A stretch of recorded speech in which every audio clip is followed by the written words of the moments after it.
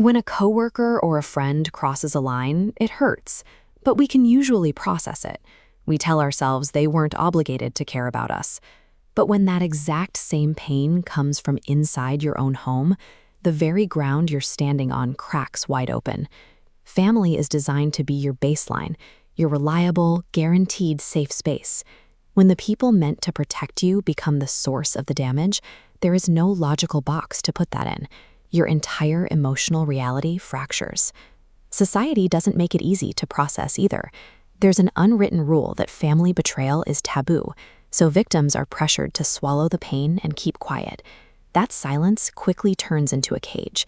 You become deeply isolated, listening to a constant whisper in your mind that makes you doubt your own memories, your gut feelings, and eventually your own worth. To survive this specific kind of trauma, the brain resorts to some highly counterintuitive coping mechanisms. It processes the pain backward, attempting to make sense of a reality that has been completely shaken. Decoding these contradictory reactions is how you validate your own reality and begin the actual work of reclaiming your life. The first paradox hits when you look closely at what you're actually crying over. You are actively mourning a dream you never experienced in the first place. Psychologists call this invisible grief. You are mourning the hug that never came when you were hurting, the protection you desperately needed, the simple, basic assurance that someone was proud of you. It's a confusing, heavy loss to navigate. When someone passes away, society offers funerals, sympathy cards, and a clear script for mourning. But there is no ceremony for the loss of what should have been. You get zero permission from the world to grieve it. But that empty space is heavy.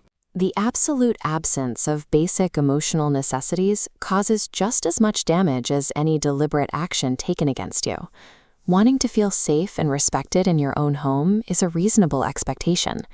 Acknowledging the pain of that loss isn't dramatic. It is a required act of self-validation to prove to yourself that your needs always mattered.